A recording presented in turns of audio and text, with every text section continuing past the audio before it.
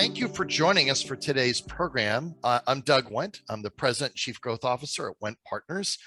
For those of you who don't know, we are a HubSpot Solutions Elite Partner based in Queens, New York City, New York. And you are joining us for today's webinar or web event with a focus on bringing sales process and technology together, how connecting those dots can improve revenue and drive growth results. To make that happen, I'm very honored to bring forward my guest, Dailey Tipton. Dailey Tipton is Chief Revenue Officer. Is that correct, for Ndustrial.io? And actually, Senior Vice President of Revenue, not Chief Revenue. Senior Vice President of Revenue. Splitting hairs there, but yeah, make sure I get the title correct. Absolutely, that's great.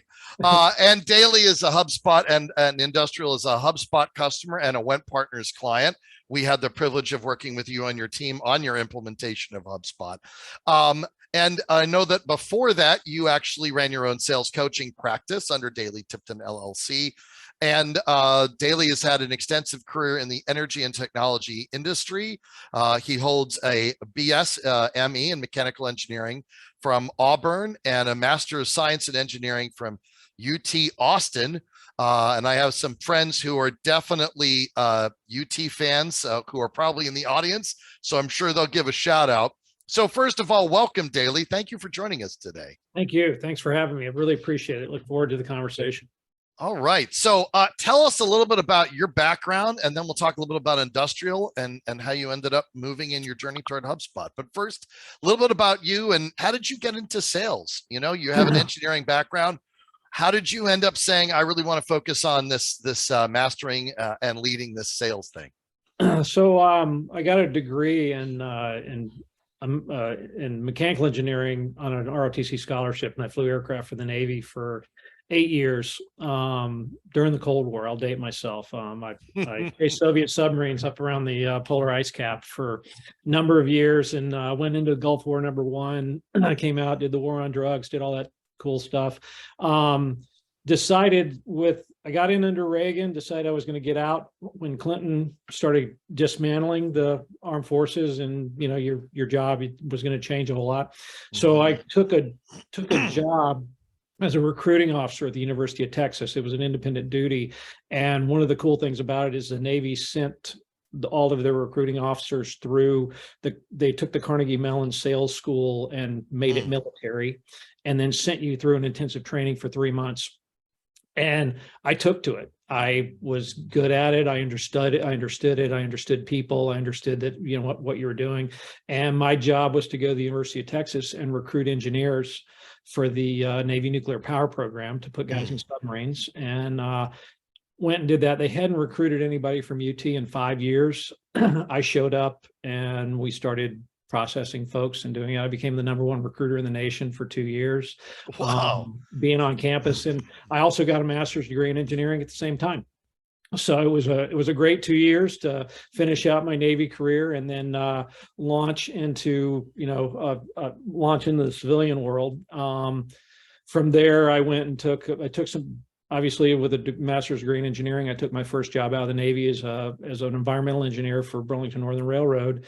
And then that lasted about 3 years. And then I got into engineering sales, technology sales, leading, different technology platforms and things of that sort. Worked for companies like Burns & McDonnell Engineering Company, ERM as a partner. I led the Center of Excellence for energy and sustainability software for SAP.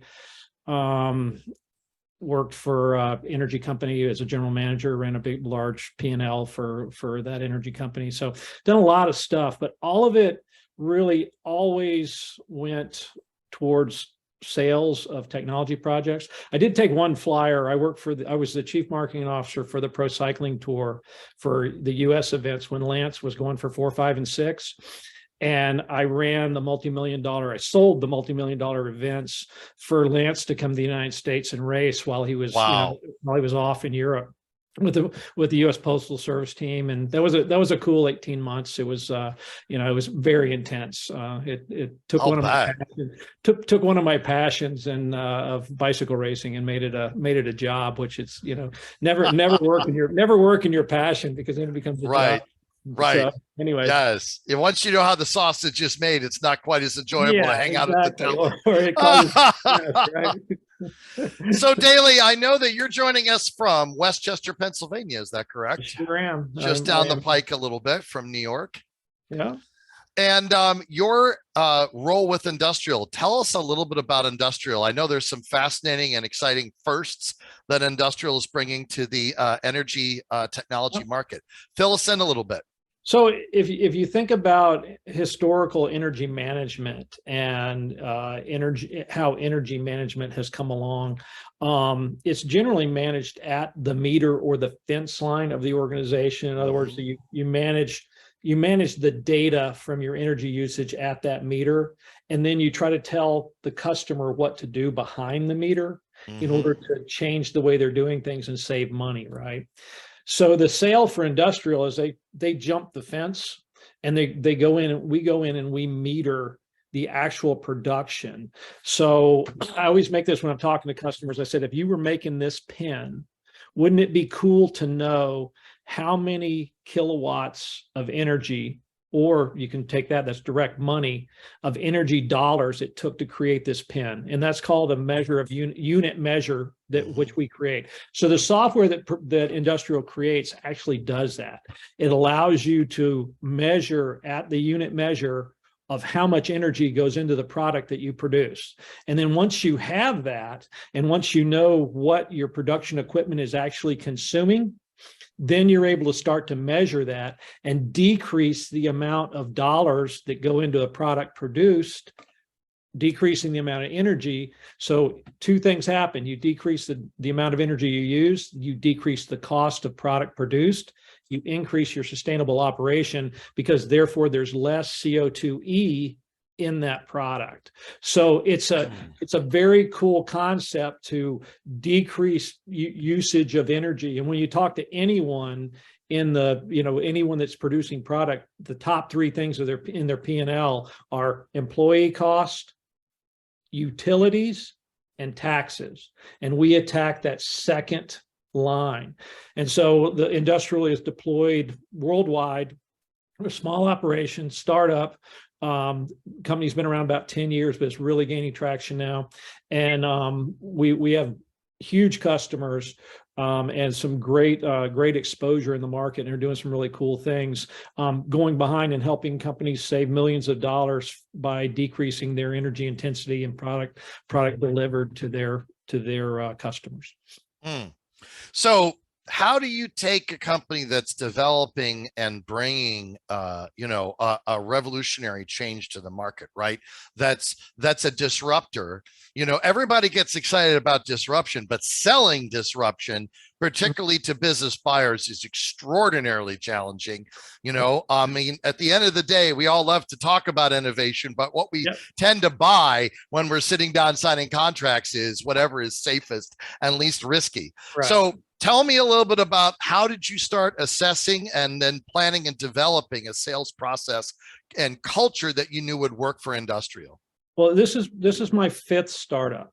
So I have done this before. And in 2014, I had some time, and that's when I started doing some sales coaching and some other stuff. I looked back over my career and I said, what has worked? Because salespeople, and if there are salespeople on the call, they'll probably think, hey man, I'm really good at this. I can do this. I can read people. I have this gift of gab. I know what I'm doing. But what I did was I sat down and I documented what really works. I documented a process. I documented a way of engaging with customers. It was repeatable. And I created this program for me that I could then take forward to just about any company, implement, and ultimately have that company get a way of thinking about sales that's different than just going and doing the show up and throw up. Or if I call 50 people today, I'll get one meeting. my way of doing sales is not traditional. When we talk about the process, and you've got a slide there, the process. I'm going to pull it up right now. Absolutely. Right ahead. The process very simply is PPPCR. We prospect, and this, everybody on the slides like, duh. I mean, on the meetings like, duh, we do that. We prospect, we present, we propose, we close, and then you got to repeat. And what the cool thing is when you think about the repeat, if I get 10 deals in my pipeline for a net new, maybe I'll close 2 of those, 20% success rate. But if I get those same 10 deals with customers that are already my customer, new sites, new accounts, new stuff, 8 of those are going to close. So the whole repeat cycle is very, very important. And then we come over here and, I'm not sure I love the 7 things, but it's dumb enough that everyone remembers it. But if we apply, it's like the thing, the 80s things, movie, except it's the 7th thing. Yeah. Okay, go for it. I'm in. So if you apply the 7 things, and I always tell my salespeople, argue with me and tell me why we can't use the 7 things at every meeting, every phone call, every step along the way. And when they start to argue with me, like, I can't do that for a phone call, you're like, oh, really? Well, let's talk through the 7 things for this phone call you're getting ready to have. What's your plan for the call? You have a plan, no results. What are your objectives for the call? What do I want to get out of the call? What does my customer want to get out of the call? Why did they take the call? Well, I have to think through that. What do they want to get out of the call? And how can I be ready for that? Always have an agenda. The criticality of the agenda is very, very important, because if you don't have an agenda, you're not using time wisely, and you lose credibility with your customer because they never know what's coming next. I'm sure everyone's been on a phone call where someone doesn't tell you what they're talking about, and you're like, how long is this going to last? What are they going to talk to me about? How do I deal with this?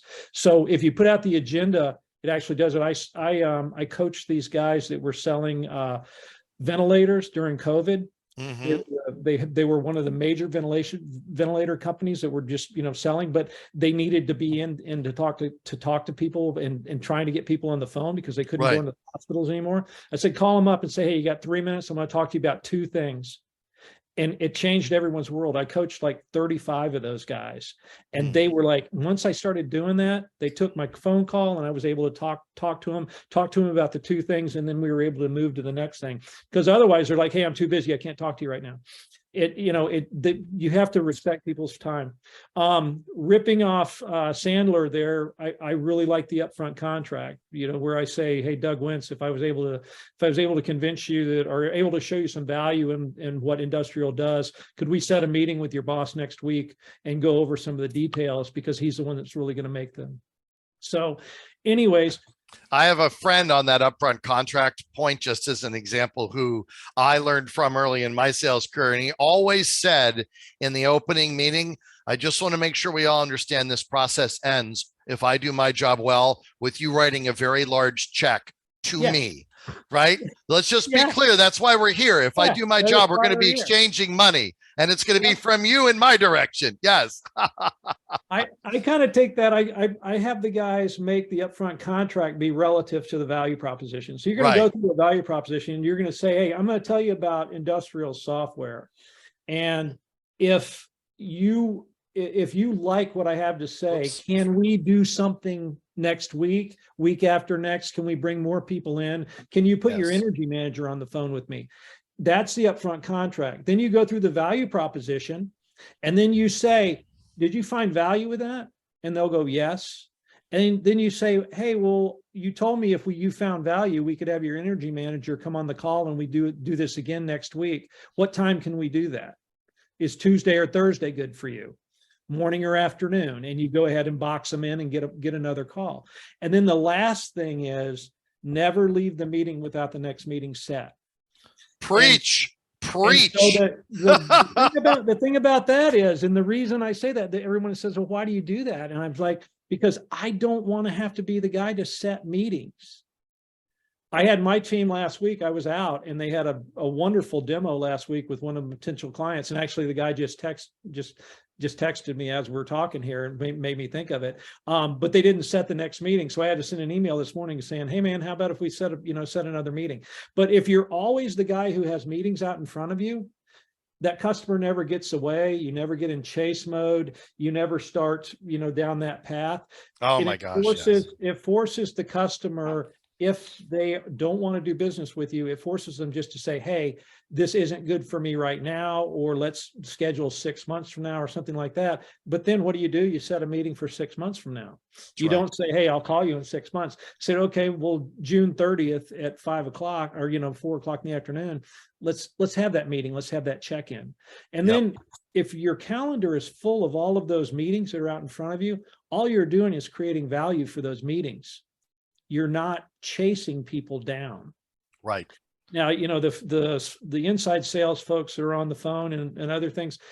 Yes, you always in prospecting mode, you always have to do that. But if you try to work your way through the 7 things with any prospect meeting or an email you're sending for the prospect, if you think through it, you start to already have the meeting in your head or the engagement in your head before it happens. So you're really just playing it out. It's kind of like the quarterback who's already visualized the play happening and he knows where he's going to throw the ball before it really happens. So, it's your game, right? So you got to get good at your game. You got to be ahead of the customer. You got to be ready for and thinking through the steps and the plan.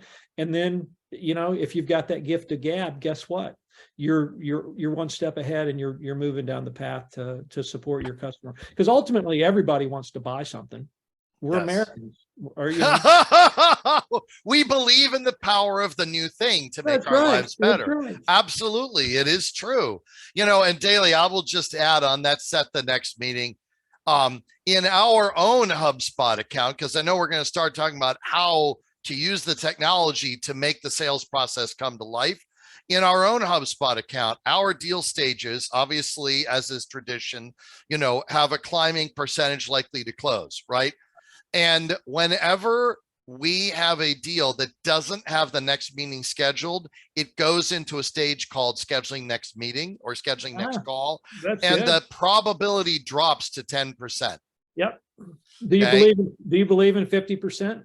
I don't allow anybody to have a 50% probability because I tell them, well, no, that's 0. That means you don't have any idea what you're doing. Well, that's a 50-50 deal. Oh, really? If you can flip a coin, that means there is no clarity. That's right. You're not working. Well, you taking the day off? You're not working that deal. Nailed it. Yes. So we talk about that. We train on that every week. We measure the team. Are we making sure that we're not ending up? It's like a penalty box, right? We didn't set that next meeting. We got to keep it out of the penalty box. Yep. Should I walk to the next screen? Do we want to talk a little bit about, let's talk a little bit about how you brought this to life in HubSpot. By the way, before we do that, let me first ask you, I'm going to pause the slides for a second. How did you first encounter HubSpot? And then what made you choose it for Ndustrial? I had implemented Salesforce 3 or 4 times in my career and I used SAP CRM when I was there, which was phenomenal because you had business analytics on top of it. And you could, do anything you wanted to with that, massive software package.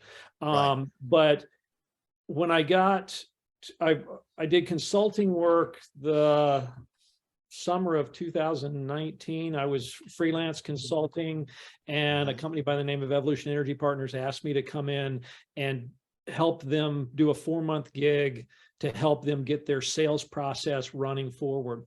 They had HubSpot turned on. They had just literally, it had 131 contacts in it. It maybe had 3 deals in it. It was just turned on, just the base. And I went in and I didn't find Wendt Partners videos. I found this South African guy's videos on YouTube, and I watched them for a couple days and taught myself how to configure and how to do things, and then went back and put a very basic process in there. And the sales guys that were selling energy were they were, they were all over the place. Or they were everywhere from very senior guys that didn't ever want to touch a CRM to very junior guys that they didn't know what CRM stood for. So I had a real, wide breadth of folks. So I made it very, very simple with the idea that I wanted somebody to be able to update the HubSpot process for their sales just enough. All I wanted them to do was put in contacts, put in deals, and track the deals through. And the only thing they really had to update other than contacts and deals was end date, because of the level of folks I was dealing with and very transitional people. 4 months after being there as a consultant, they asked me to stay full time.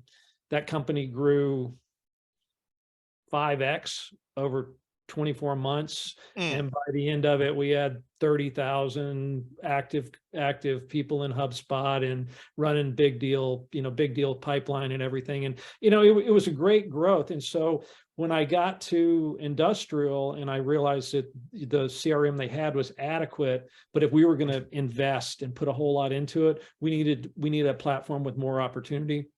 And also the marketing side, because we're not, I'm only talking about the sales side, but the marketing of the HubSpot has a lot of opportunity as well. And so we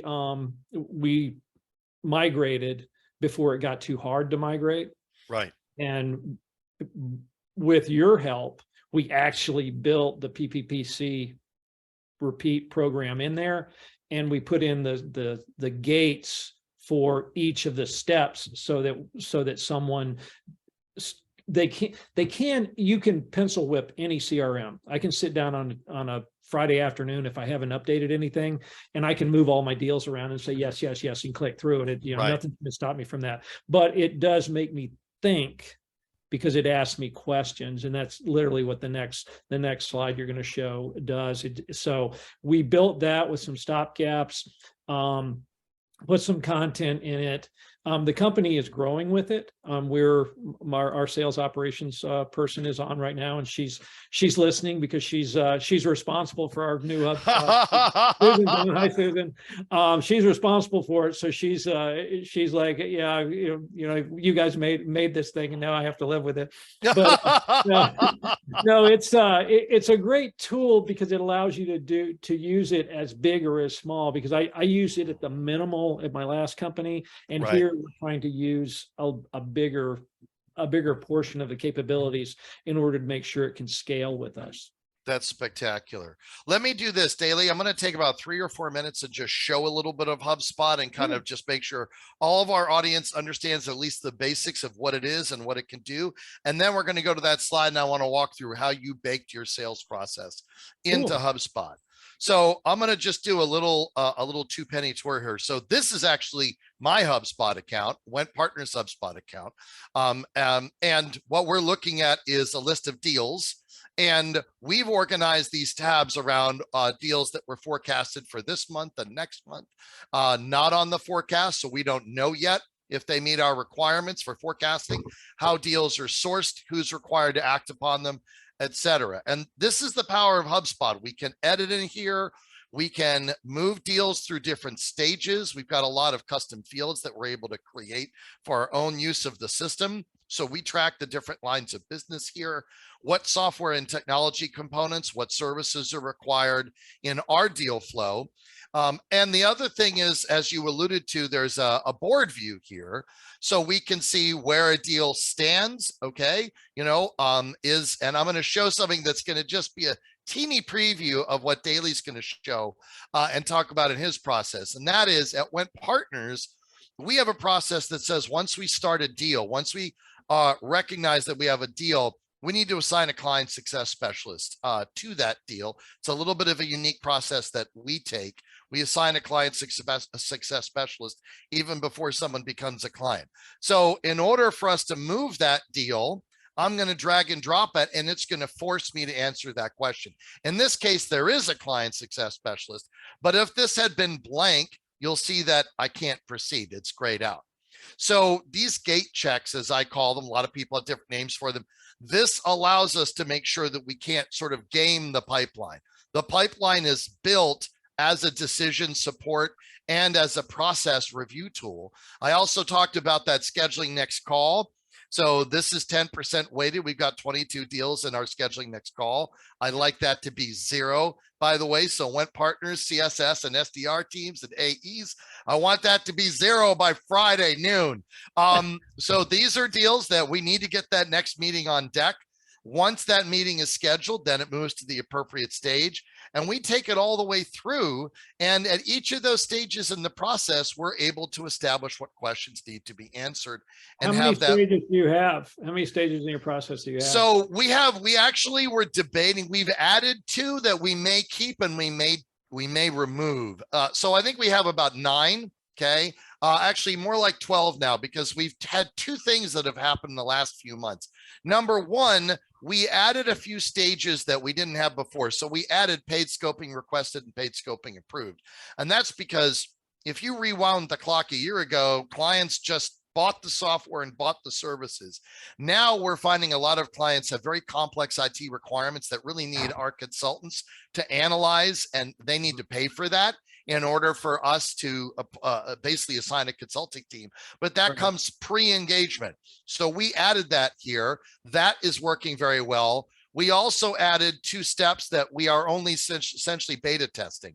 We are testing requiring a mutual action plan in every sales process. For those of you who aren't familiar with mutual action plans, the idea, some people do it in a form piece of software, some people do it natively in HubSpot, some people do it on slides. And it basically is, here is the timeline of the client's decision process, the steps that they've shared, and you document that. And it really goes back to that whole, setting the upfront contract, and then you hold everyone to that contract. So it's project managing the decision process, which I think adds enormous value.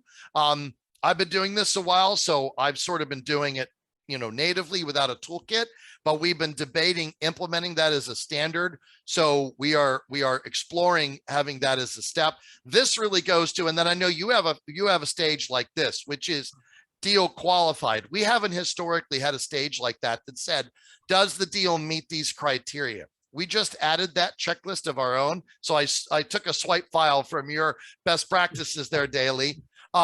But we are testing to see whether we want to continue to use those. We're just in the early stages. Right now, our focus is have we collected the right information to create the right scope. You could almost describe this as much a scoping pipeline as it is a sales pipeline, because since we're in the implementation services business, that's really where it goes. And then another one that we don't see often, but we added it, is selected HubSpot.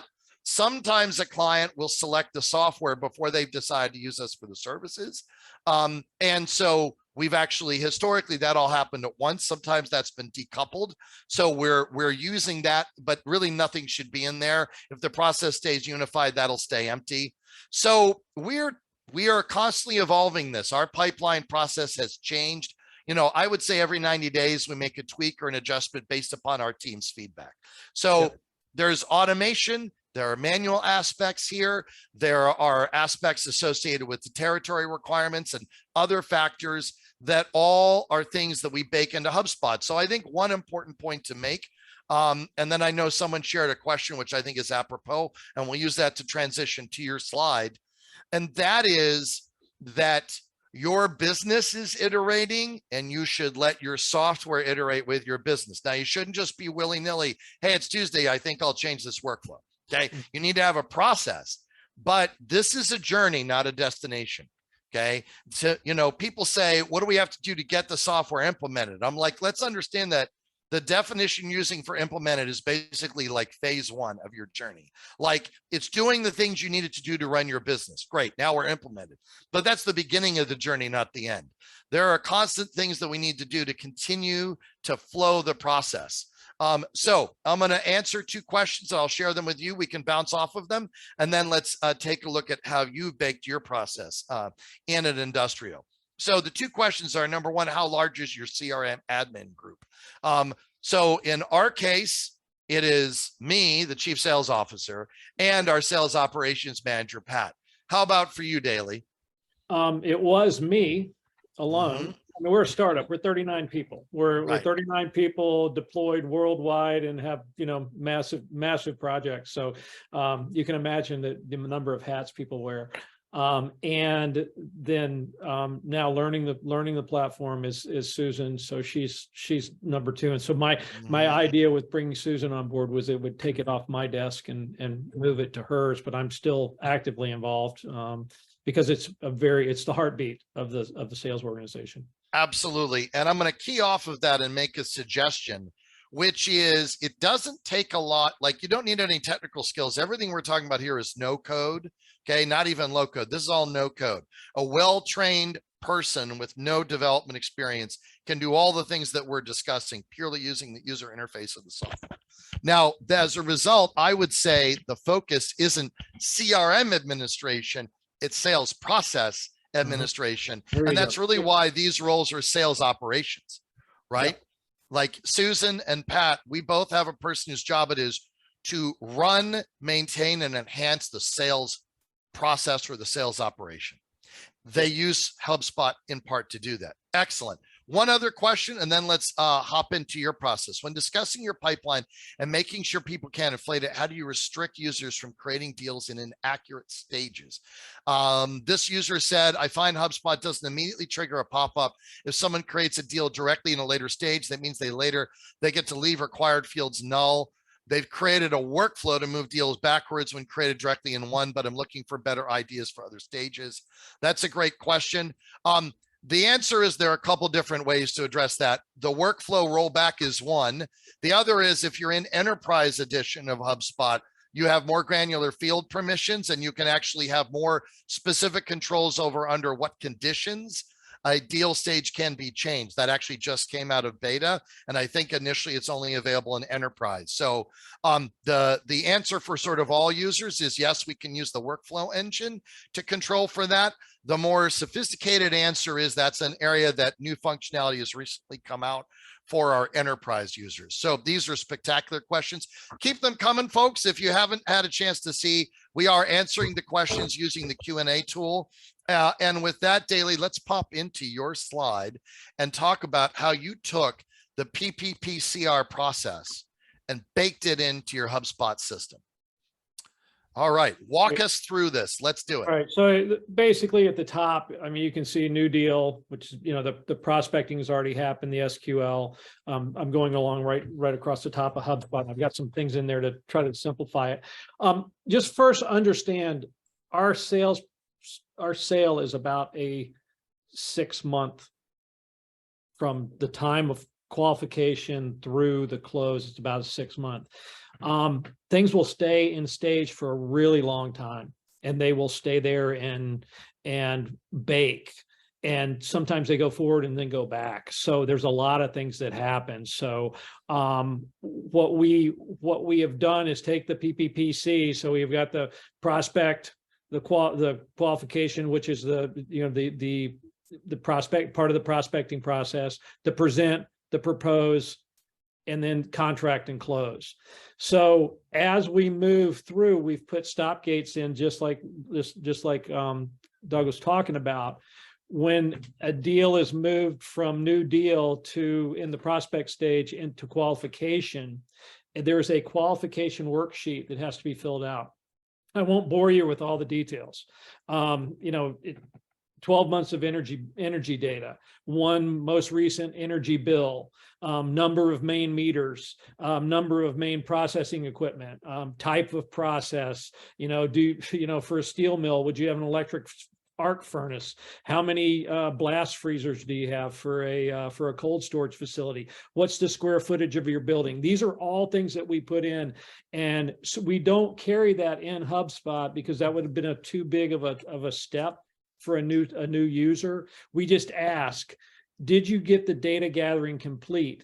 And if they say yes, and then I'm doing one-on-one with them, I want them to upload that data gathering form into HubSpot so that it's there with that. And so when I go to do a one-on-one on a weekly basis with the salesperson, I'm saying, okay, you said, where's that data gathering? What is it? What are we really doing with this customer? And what's the value proposition? That's spectacular. May I add just one thought on that, Dailey? Sure. So the whole idea of like where to fit a form into the process. So most of our clients do exactly what you do. There's a form, fill it out, upload it. There are two other things that we can do. They're not always the appropriate response to the use case. One is to set up essentially an online form. We can control it so it's not really online, but you can set up an online form because any web form in HubSpot will automatically feed that data to a contact record, and then we can copy it into the deal record. We use that. In our case, it's from our website. We have our self-qualifier tool, which is our growth meter, our growth assessment tool. And then the other thing is we have a tool in HubSpot Sales Enterprise called Playbooks that allows you to actually create, it's designed to train salespeople and support salespeople who are practicing how to run a sales call. But it allows you to take answers to questions, either free form or text field, or actually in a series of pre-configured answers, and do the qualifying live, and that data also can go into fields. So I just want to share for our audience, there's no right or wrong answer here, but there are a number of ways to slice and dice this to make it work really fluidly for your team. So when you move a deal over into into present value or demo, it requires you to put in a date. And that date, the whole idea, because we have multiple teams that are engaged. We have the engineering / development team, the guys who are actually building the software. We have product management, which are the guys that are managing the product. What's the roadmap? What are the things that are being put in the product? Because as a software as a service, it's always, so those guys are involved in the demo process because they want to know what the customer needs. And then we've got the services team that actually implements in the field. They go out and put in the meters and oversee the points list and do all those things. And so those guys are, working hand in hand with electricians at the actual manufacturing facilities to put our meters in the field so that we can gather the data. So by putting in the value, the date of the demo / presentation, so it's transparent to everyone, it's critical so that we can invite the proper team. As we grow as an organization, we will probably migrate this to have it identify a virtual account team. One person from product, one person from engineering, one person with the salesperson, to make that 4 in a box that are always going to be responsible for that account, because it takes a village to get it, takes it to get it going. Then when you move a deal from there to proposal delivered, I have a requirement, and I don't know other sales folks but if I take the time to create a proposal, I'm having a face-to-face or video meeting with a customer to go over that proposal. And if they won't take a meeting to go over that proposal, I won't deliver the proposal, because odds are I'm third on the bid list, or they're shopping my stuff. Mm-hmm. And so if you're not willing to have a meeting with me to go over what we created for you, because creating a proposal for us could be as much as, a few hours a day over a couple of weeks, or it could be, 8 hours a day for 3 days straight for some people creating the proposal, depending on how detailed it is.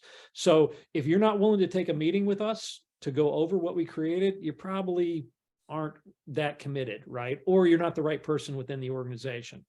Then when you go to move a deal from there to the contracting and close process, you have to have the proposal meeting date has to be in there.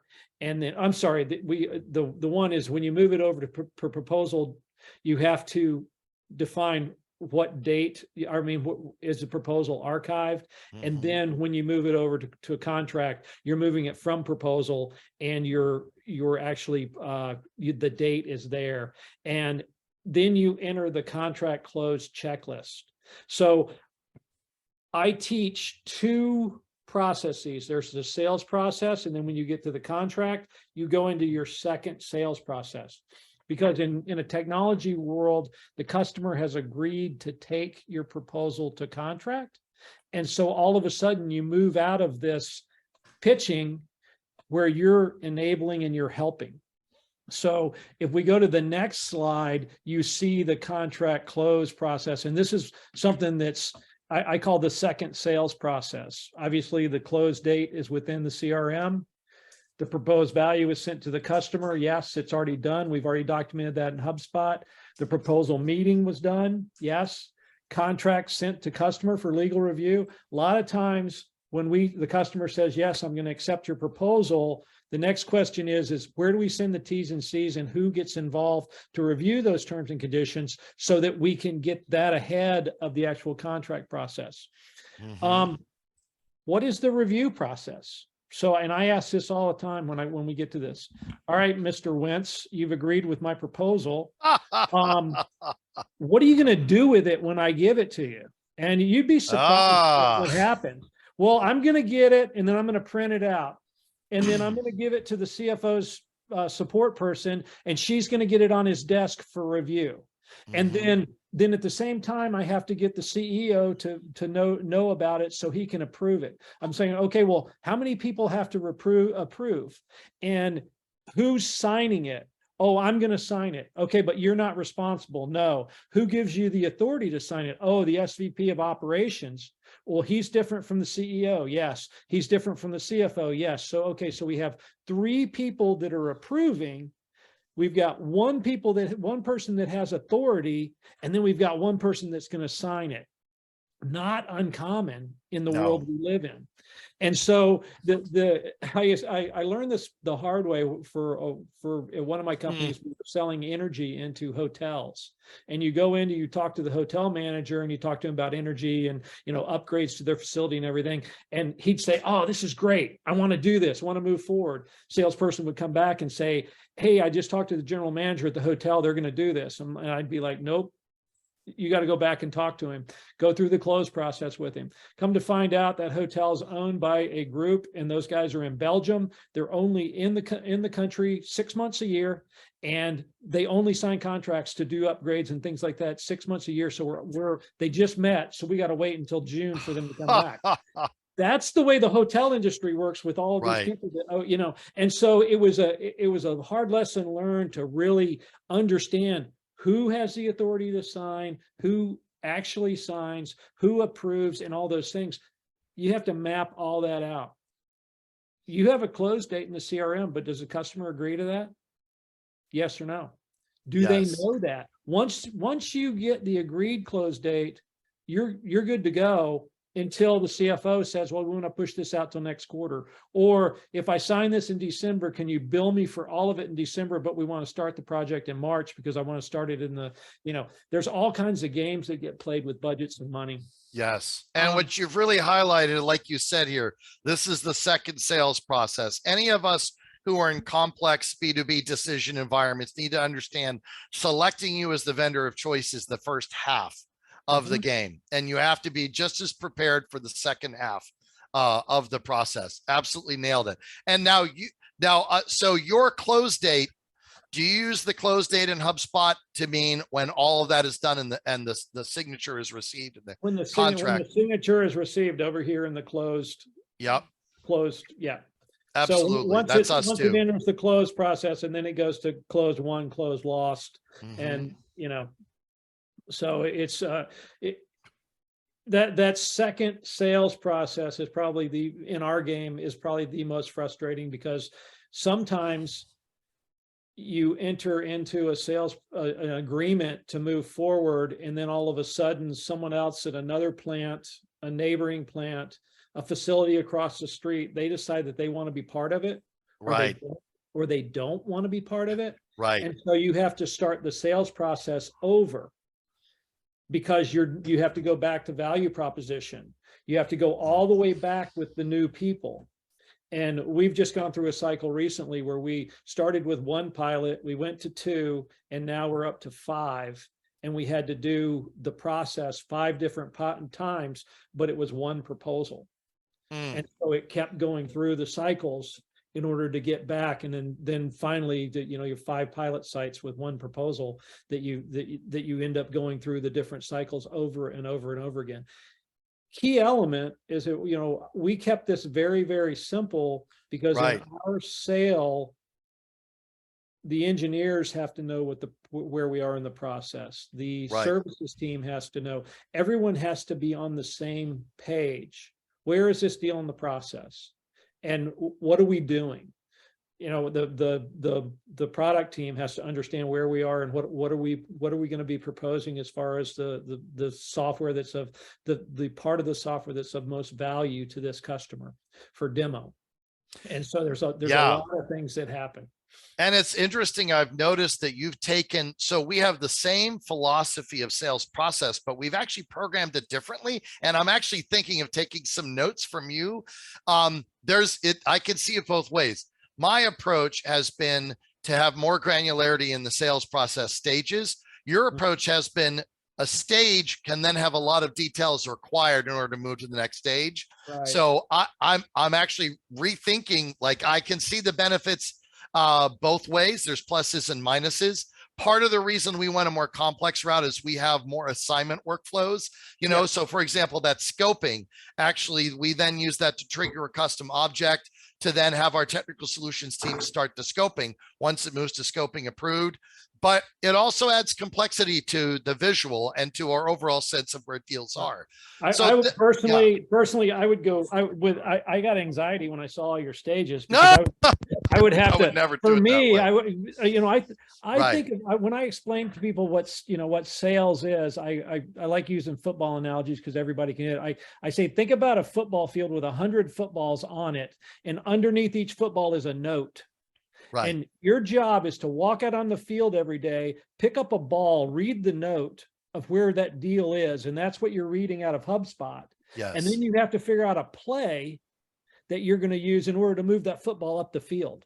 Exactly. And so sometimes you may just do something to move it 2 yards. Sometimes you may do something to move it, Hail Mary all the way to the end. But each football that's on this screen, and that's what I love about this tile view that you have here, yes, is it allows you to have those footballs and you can look at it and know everything that's out there. And also for the salespeople, they only have to look at their deals. This is a view of all of our deals. Right. And so for me, I can see everything. Someone only wants to see their deals. They only want to see, we can sequence it by services deal. You can slice it and dice it by close dates and ranges and whatever you want to do in order to try to see what's relevant. But your whole idea is that you want to make it so that it's very easy to do your job every day for the type of business you're in. For you, and to see the field. You guys, you are a HubSpot consultant, so you live in HubSpot every day. Right. We use HubSpot as a source of record to document what we're doing on a day-to-day basis. So HubSpot is open on my screen all the time because I may be looking at contacts and other things. And, obviously we have a bunch of reports and other stuff that we get out of it, but I don't do business in HubSpot the whole time. I'm doing other things and talking to people and, talking about value proposition and different things.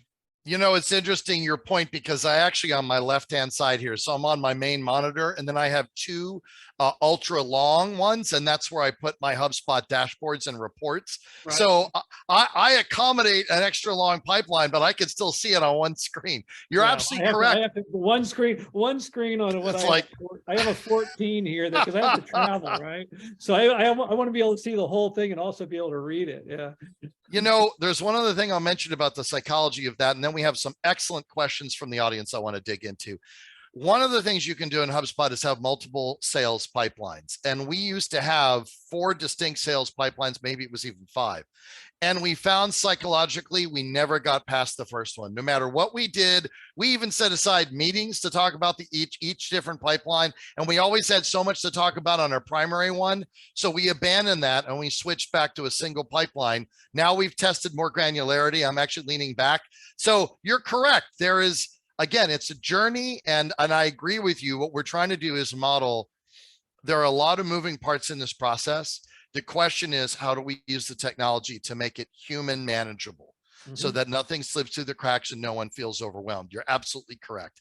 So this has been awesome. I have some great questions from our audience. By the way, anyone who is attending, if you want to throw another question in the chat, go right ahead. We're going to answer them live. So one of the questions is, you mentioned that at Ndustrial, you may move deals backwards as well as forwards. Have you found that has any challenges on your deal funnels? in the reporting or any of your reports? And I know we built a whole bunch of dashboards for you. So I'm loving that question. From a reporting perspective, how does that work for you? It doesn't matter because I'm going into HubSpot right now, and I don't know if Doug, you have it so I can share my screen or not. You should be able to, if you want to, as long as I'm not sharing, you should be able to go for it. Let me see, share screen. So we manage things off of, did it pop up? There you go. We've got it. Yeah. So your new contacts and your MQL and SQL. Yeah. Yep. So HubSpot started in April. That's when and so we've got, our contacts coming in, qualified contacts. These are SQLs and MQLs. And then our deals in the pipeline, number of deals by stage, and volume by stage in the pipeline with the individual salespeople that are working on those. So that when you move something back, yes, it'll impact this report, but it won't, if you're worried about it impacting a forecast where you've reported to something, it's reality, right? If I've got $1 million deal that's in a 90% stage, and then all of a sudden the CFO says, well, I need to get, our board of directors to review this. Well, and he pushes it back into presentation stage. You're back in presentation stage, forecast right? Drop, and yep. And I'm, I just tell the truth. I just tell you where it's at. I don't try to pad. I don't try to pad it. I don't try to make it better or worse. I just try to report how it is. And I think where that question comes from is that, the guy who's got the bluebird that comes in and he throws it in at the very end. Yes. And, that's a great deal. And I love that, but that's not no way to manage my pipeline. Put it in first, put it in at the first. And if it goes, great. If it doesn't, Not to mention, I don't know about you, but I would automatically mark a bluebird as 10% likelihood no matter what. Well, yeah. Because those are the ones that when it happens, it's going to happen. And if it's not going to happen, you don't want to put that on the forecast. You've got those salespeople that's the way they roll, right? So, that's true. That's true. Hey, another great question along these lines from Emily Morris. Do you have anything implemented for clients you would like to win back? For example, putting a task in place to reach out again to anyone who you lost throughout the sales process, closed, lost, previous clients who are deciding not to renew, etc. Another spectacular question. You go first, then I'll share some thoughts on what we're doing. So we'll either use tasking or we'll use, set the date, set a meeting. Or a meeting with just for yourself to call someone, set a task 6 months from now. We've got we just came back from a big cold chain conference, and there were people like, hey, I'm not ready right now, but I'm building a new facility and I'd like for you to talk to me in 6 months. Great. Task yourself 6 months, the cards on your desk. One of my sales guys had the HubSpot card reader app on his phone. Yes. Stick. He's like, and I was like, how come all the contacts that we got at the show are in your name now? He's like, well, I put them in. Like, all right, early bird gets the contact. Spread the wealth a little bit here. So. Yes, for those who don't know, it's a built-in function in the HubSpot mobile app. I know it's full featured on iOS. It may have some limitations in Android, but it rocks and rolls. I love it too. Yep. That's awesome. Let me throw a couple other thoughts on the table because this is an area that we've been working a lot on. So first of all, and there are a couple of different categories here. We have a deal. So when a deal is closed, lost at Wendt Partners, it's required to select one or more reasons why from a list of reason codes. Depending on those reason codes, we then run op-drop campaigns. So we have our SDR team or our AEs as appropriate follow up with those contacts, typically 90 days, 120 days, et cetera, out on a quarterly basis to keep checking in and determining if we can bring any of those back. So that's point number one. Point number two is a good marketing program will help also, because actually through these webinars and some of the content we've been publishing recently, we've actually had people who we mark the deal as closed, lost, come back to us. In fact, I have 2 meetings this week with people who had basically, got busy with other things, they weren't responding, which of course is totally understandable. I know as a CEO, I don't get to every email or every phone message. So part of it's good marketing, part of it's a strategic campaign tied to the deal, disposition.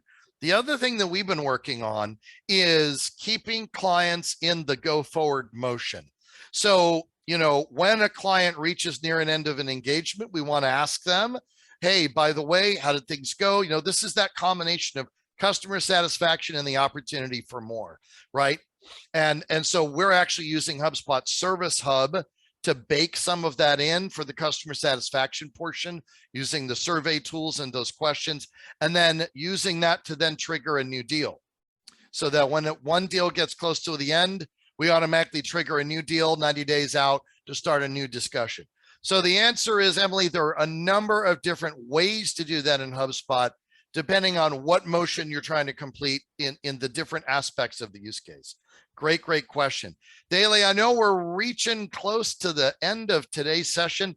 One or two things that you'd really like to make sure everybody here kind of walks away with, your closing lessons for the group, as it were.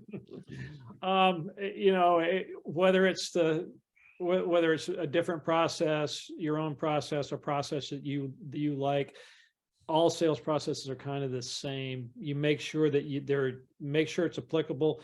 Don't allow the tool to define the process. Mm-hmm. Define your process and then put it into the tool. And then in addition to that, add value, have value add, like the 7 things, like the close questions, all of those things have value add to make sure that there's a reason to use the tool. Other than just, I remember using Salesforce in early days where I'd always go from 3 to 4 on Friday afternoon, and that would be my Salesforce hour. And I would put in everything that I had done so I wouldn't get gigged on Monday morning when I was a bag carrying sales guy. So, that's the wrong way to think of the HubSpot tool. The HubSpot tool should be complementary to your process. If you don't have a process and you need help with it, steal mine. I don't care.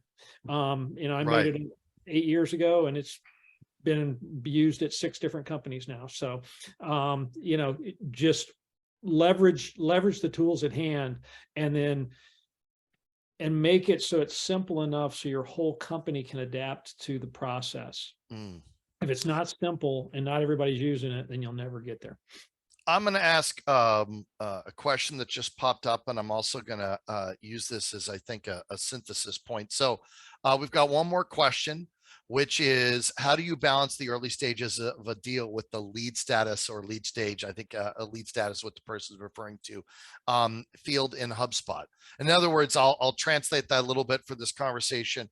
For you, what's the difference between a lead and a deal? Some people use a dedicated pipeline process just to manage leads. What's your take on that? So we have an MQL, a market qualified lead for us, is someone that's in our industry that potentially has the ability to be in a deal cycle, whether they could help us, maybe a coach or a low level analyst or somebody like that could potentially get us into an organization. That would be an MQL. We identify those MQLs. And an SQL, when we move them over, they're actually willing, once that we believe that person is willing to move into a deal cycle with us, that's when we open the deal.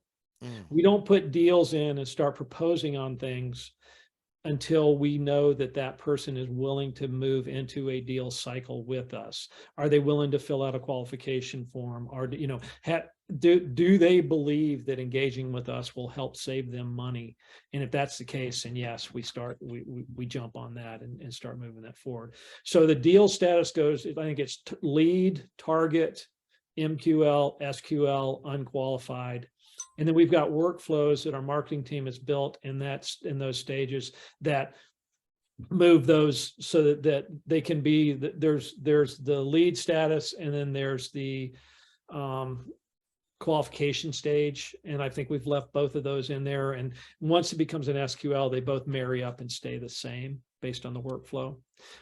Prior to that, they can be 2 different things. We also, we're managing the outreach, unsubscribe, all kinds of stuff in the marketing side. And we won't get into that today, but No, but we should have a follow-on session on that whole marketing sales integration, because that's really where you're leading us to, which is how do we make those two pieces work together fluidly? Yep. Dailey, I know, boy, we hit 1 o'clock just like that, but I want to say thank you, sir. It was a pleasure.